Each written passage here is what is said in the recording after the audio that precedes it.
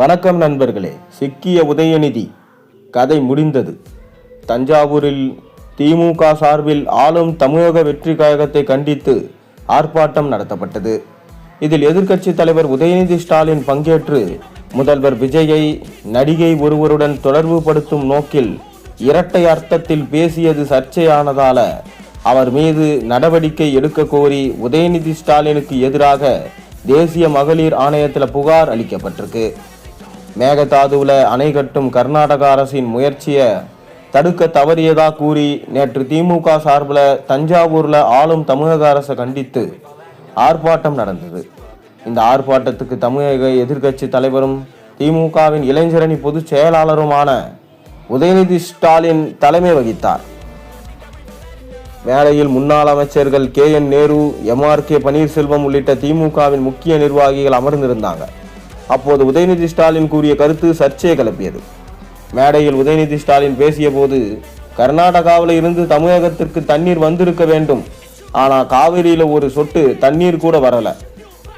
இது பற்றி இன்று இருக்கும் முதலமைச்சர் விஜய் வாய் திறந்து பேசல. முதலமைச்சருக்கு இருக்கும் ஒரே கவலை திமுக மீது என்ன பொய் வழக்கு போடலாம் என்பது மட்டும்தான்.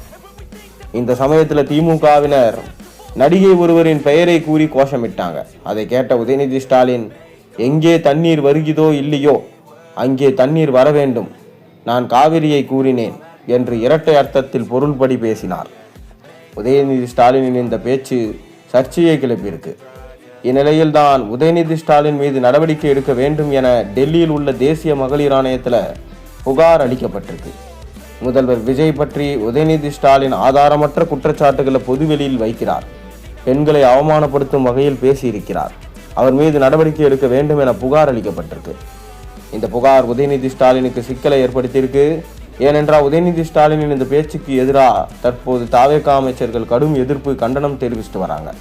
அது மட்டுமின்றி இந்த உதயநிதி ஸ்டாலினை கண்டித்து தமிழகம் முழுவதும் தாவேகாவின் மகளிர் அணியினர் போராட்டம் நடத்த இருக்காங்க.